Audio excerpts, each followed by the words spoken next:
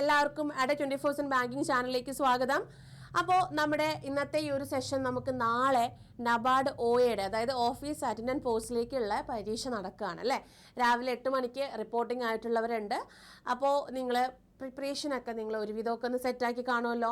Mock ടെസ്റ്റുകളോ daily ടെസ്റ്റുകളോ ഒക്കെ നിങ്ങൾക്ക് ചെയ്യാം, കുഴപ്പമില്ല. പക്ഷേ ടെൻസ്ഡ് ആവാത്ത രീതിയിൽ ചെയ്യുക, അനലൈസ് ചെയ്യുക. ഓക്കെ, അപ്പം ലാസ്റ്റ് മിനിറ്റ് പ്രിപ്പറേഷൻ ടിപ്പ് അല്ലെങ്കിൽ നമുക്ക് എന്ത് പറയാം, നമ്മുടെ എന്തൊക്കെയാണ് ഇമ്പോർട്ടൻറ്റ് തിങ്സ് നിങ്ങൾ എടുത്ത് വെക്കേണ്ട കുറച്ച് കാര്യങ്ങളൊക്കെ നമുക്ക് ജസ്റ്റ് ഒന്ന് നോക്കാം.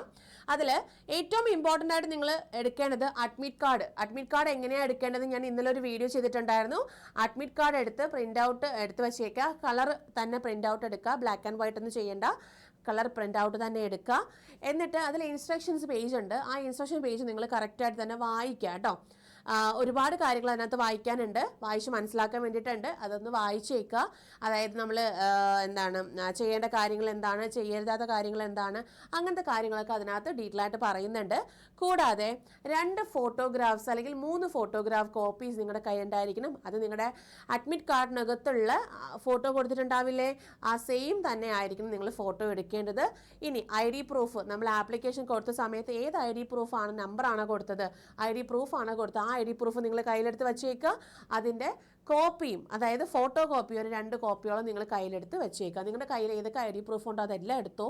നമുക്കറിയില്ലല്ലോ ഏത് ഏതാണെന്നുള്ളത്. ഇപ്പോൾ നിങ്ങൾക്ക് അറിയാവുന്നുള്ളത് എന്നുണ്ടെങ്കിൽ, അതായത് ആപ്ലിക്കേഷൻ കൊടുത്ത സമയത്ത് നിങ്ങൾക്ക് ഏതാ കൊടുത്തെന്ന് അറിയാമെന്നുണ്ടെങ്കിൽ അതെടുത്ത് വെച്ചിരുന്നാൽ മതി. പക്ഷേ ഒറിജിനൽ ID പ്രൂഫ് ആണെന്നൊന്ന് നോക്കിയേക്കുക. ചിലരെന്ത് ചെയ്യും, ഡ്രൈവിംഗ് ലൈസൻസ് ഒക്കെ എടുത്ത് വെച്ചിട്ട് ഡ്യൂപ്ലിക്കേറ്റ് എടുത്ത് കയ്യിൽ വെച്ചേക്കും. നമ്മളത് ചീത്തായി പോകണ്ടെന്ന് വിചാരിച്ചിട്ടാണ്. പക്ഷെ അത് നമ്മുടെ എക്സാം സെൻറ്ററുകളിൽ സ്വീകരിക്കില്ല. അതുകൊണ്ട് നിങ്ങളുടെ കയ്യിൽ ID പ്രൂഫ് ഒരു 2-3 ID പ്രൂഫ് കയ്യിലെടുത്ത് വെച്ചേക്കുക. ഡ്രൈവിംഗ് ലൈസൻസോ എല്ലാം ഒറിജിനൽ തന്നെ ആയിരിക്കണം. വോട്ടേഴ്സ് IDയോ അല്ലെങ്കിൽ ആധാർ കാർഡോ പാൻ കാർഡോ ഏതാന്ന് വെച്ചാൽ 3-4 ID കാർഡ്സ് കയ്യിലെടുത്ത് വെച്ചേക്കുക. അതിൻ്റെ ID പ്രൂഫുകളും കയ്യിൽ, അതായത് ഫോട്ടോസ്റ്റാറ്റും കയ്യിൽ വെച്ചേക്കുക. ഇത്രയും കാര്യങ്ങളാണ് നിങ്ങളിന്ന് മറക്കാണ്ട് ചെയ്യേണ്ട കാര്യങ്ങൾ. ഇന്ന് തന്നെ നിങ്ങൾ കൊണ്ടുപോകാൻ ഉദ്ദേശിക്കുന്ന ബാഗിനകത്ത് അഡ്മിറ്റ് കാർഡും ഫോട്ടോഗ്രാഫ് 2-3 ഫോട്ടോഗ്രാഫും ID പ്രൂഫും ഫോട്ടോ ID പ്രൂഫും നിങ്ങൾ ഫോട്ടോ കോപ്പി ഓഫ് ID പ്രൂഫും നിങ്ങൾ എടുത്ത് വെച്ചേക്കുക. ഇനി ഇതിനകത്ത് ഏറ്റവും മെയിനായിട്ട് വരുന്നത്, കുറേ പേര് ചോദിച്ചിട്ടുണ്ടായിരുന്നു, മിസ്സേ ഏതാണ് സ്റ്റാർട്ട് ചെയ്യുക നമ്മൾ ആദ്യം. എക്സാം പാറ്റേൺ മനസ്സിലായല്ലോ. എക്സാം പാറ്റേൺ എങ്ങനെയാണെന്ന് ആദ്യമേ പറഞ്ഞു തന്നതാണ്. എക്സാം പാറ്റേൺ എങ്ങനെയാണ്, test of reasoning, English language, general awareness, numerical ability. Reasoning 30 question 30 mark, English 30 question 30 mark, awareness 30 question 30 mark, ability 30 question 30 mark, total 90 minute. അപ്പോൾ അതായത് ഇവിടെ സെക്ഷണൽ ടൈമിംഗ് ഇല്ല. ഈ 90 മിനിറ്റിനുള്ളിൽ വെച്ച് നിങ്ങൾക്ക് ഇതിൽ ഏത് വേണമെങ്കിലും അറ്റൻഡ് ചെയ്യാവുന്നതാണ്.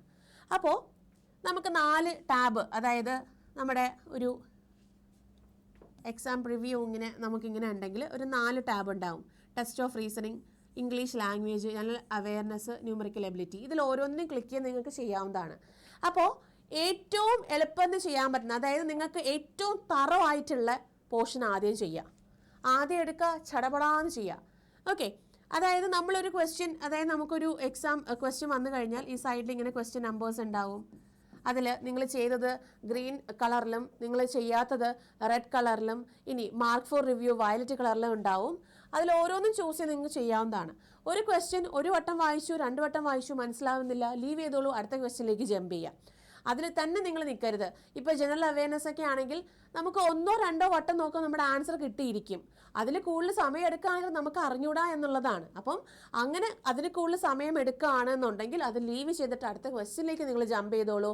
അത് അവിടെ തന്നെ വെച്ചുകൊണ്ടിരുന്നാൽ നമ്മുടെ ടൈമും പോകും, നമുക്ക് ബാക്കിയുള്ളത് ചെയ്യാൻ കിട്ടത്തുമില്ല. അപ്പം അതുകൊണ്ട് നിങ്ങളൊരു കാര്യം ചെയ്തു, ഇപ്പോൾ മാത്സിൽ ഒരു ക്വസ്റ്റ്യൻ ചെയ്തു, നിങ്ങൾക്ക് കിട്ടിയില്ല, പിന്നെ നിങ്ങൾ അവിടെ ടൈം കളയേ ചെയ്യരുത്, അടുത്ത ക്വസ്റ്റ്യനിലേക്ക് ജമ്പ് ചെയ്യാം. നമുക്ക് ചെയ്യാൻ ഒരുപാട് ക്വസ്റ്റ്യൻ ബാക്കി ഉണ്ടാവും, അതിലേക്ക് ജമ്പ് ചെയ്യാം. ഇപ്പോൾ റീസണിങ്ങിലാണെങ്കിൽ ഏറ്റവും ആദ്യം നിങ്ങൾ നോക്കേണ്ടത് കോഡിംഗ്, ഡീകോഡിംഗ്, ഇൻഇക്വാലിറ്റി, സിലോജിസം, ഇതൊക്കെ ആദ്യം ചെയ്തിട്ട് വേണം ഏറ്റവും ലാസ്റ്റ് വേണം സീറ്റിംഗ് ആൻഡ് പസിൽസ് ചെയ്യാൻ. ഓക്കെ, ഏറ്റവും ലാസ്റ്റ് കുറച്ച് ടൈം ഇട്ടിട്ട് വേണം നിങ്ങളത് ചെയ്യാൻ. അല്ലാതെ ഇതെല്ലാം കൂടെ ഒരുമിച്ച് 90 മിനിറ്റ് അല്ല കേട്ടോ. ടെസ്റ്റ് ഓഫ് റീസണിങ് മാത്രം 90 മിനിറ്റ് അല്ല, കോമ്പോസിറ്റ് ടൈമാണ്. അതിനുള്ളിൽ വെച്ച് നമ്മൾ ചെയ്ത് തീർക്കണം. ഇനി അത് നിങ്ങൾ കറക്റ്റായിട്ട് നിങ്ങളായിട്ട് തന്നെ ഒരു ടൈം സെറ്റ് ചെയ്ത് വെക്കുക. ഞാൻ ഇന്ന സെക്ഷൻ ഇത്ര ടൈമിലേ ചെയ്യുള്ളൂ എന്നുള്ളതൊന്ന് സെറ്റ് ചെയ്ത് വെച്ചേക്കുക.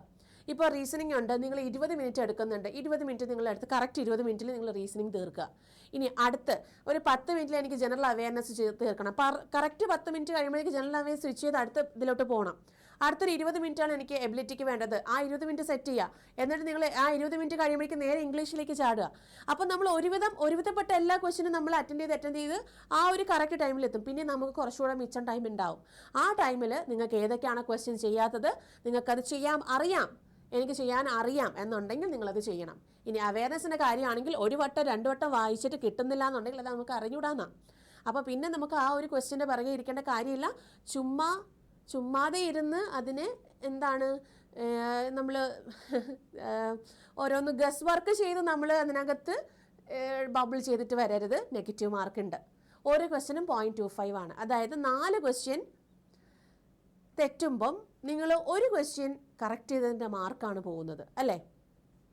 ഓർത്ത് വെച്ചേക്കുക. 4 ക്വസ്റ്റ്യൻ തെറ്റുമ്പോൾ 1 മാർക്ക് പോകുമെന്ന് പറഞ്ഞാൽ എന്താണ് മീനിങ്? നിങ്ങൾ കഷ്ടപ്പെട്ട് എഴുതിയ ഒരു ക്വസ്റ്റ്യൻ അവിടെ നിങ്ങൾ ലീവ് ചെയ്യണം. ആ ഒരു ക്വസ്റ്റ്യൻ്റെ മാർക്ക് നിങ്ങളവിടെ കളയാണ്. അതുകൊണ്ട് നിങ്ങൾ എന്ത് ചെയ്യണം? ഒരിക്കലും ഗസ് വർക്ക് പരിപാടി ഒന്നും ചെയ്യരുത്. നിങ്ങൾ നേരെ അറിയാവുന്നുള്ള കാര്യങ്ങൾ ചെയ്യുക. അവയർനെസ് പലർക്കും, അതായത് നമുക്കത് ചുമ്മാ കാണുമ്പം തന്നെ നമുക്കത് വെറുതെ ബബിളിട്ട് വയ്ക്കാൻ തോന്നും. അങ്ങനെ ഒന്നും നിങ്ങൾ ചെയ്യരുത് കേട്ടോ. ശ്രദ്ധിക്കാൻ ചെയ്യാൻ തോന്നും. ഒന്നും ചെയ്യരുത്. നിങ്ങൾക്ക് അറിയാവുന്നുള്ള കാര്യം മാത്രം ചെയ്താൽ മതി. ആ ഒരു കാര്യം നിങ്ങളൊന്ന് ഓർത്ത് വെച്ചേക്കുക. ടോട്ടൽ 120 ക്വസ്റ്റ്യൻസ് 120 മാർക്കിനാണ് വരുന്നത്. 90 മിനിറ്റ് ആണ്. ഇനി ന്യൂമറിക്കൽ എബിലിറ്റി നിങ്ങൾ ചെയ്യുകയാണ് എന്നുണ്ടെങ്കിൽ ആദ്യം സിംപ്ലിഫിക്കേഷൻ ഉണ്ടെങ്കിൽ അത് ചെയ്യണം. അത് കഴിഞ്ഞ് നമ്മുടെ നമ്പർ സീരീസ് ഉണ്ടെങ്കിൽ ചെയ്യാം.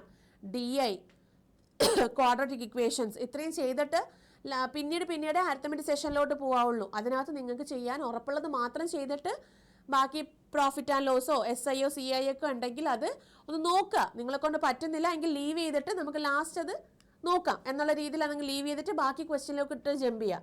ഇംഗ്ലീഷ് ലാംഗ്വേജ് ആദ്യമേ റീഡിങ് കോംപ്രിഹെൻഷൻ ചെയ്യേണ്ട. ആദ്യമേ നമ്മുടെ എറർ സ്പോട്ടിംഗ് ഉണ്ടാവും, ഫില്ലേഴ്സ് ഉണ്ടാവും, ക്ലോസ്റ്റേഴ്സ് ഉണ്ടാവും. അതൊക്കെ ചെയ്ത് കഴിഞ്ഞിട്ട് മതി നമ്മുടെ റീഡിങ് കോംപ്രിഹെൻഷനിലോട്ട് പോയിട്ട് ചെയ്യാൻ വേണ്ടിയിട്ട്. ഓക്കെ, ഇനി അവയർനെസ്സിൻ്റെ കാര്യം പറയുകയാണെങ്കിൽ നമുക്ക് പ്രത്യേകിച്ചൊന്നും പറയാനൊന്നുമില്ല.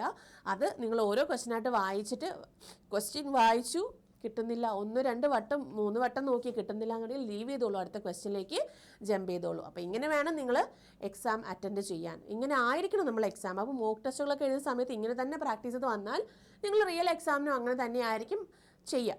അപ്പോൾ വളരെ കാമാൻഡ് കൂളായിട്ട് പോയിരുന്ന് പരീക്ഷ എഴുതിയിട്ട് വരിക. ഞാൻ നേരത്തെ പറഞ്ഞ കാര്യങ്ങളൊന്നും മറക്കണ്ട. അത് ഇന്ന് തന്നെ നിങ്ങൾ നിങ്ങളുടെ ബാഗിനകത്ത് സെറ്റ് ചെയ്ത് വെച്ചേക്കണം. പേന എടുത്ത് വച്ചേക്കുക. റഫ് ഷീറ്റ് അവിടെ നിന്ന് തരും. പേന നമുക്ക് കൊണ്ടുപോകണം. ഇനി ചിലപ്പോൾ അവിടുന്ന് തരാം, ചില സെൻറ്ററുകളിൽ ചിലപ്പോൾ നമ്മൾ പോകേണ്ടി വരും. അപ്പം അത്രയും കാര്യങ്ങൾ കറക്റ്റായിട്ട് തന്നെ എടുത്ത് വച്ചേക്കുക കേട്ടോ.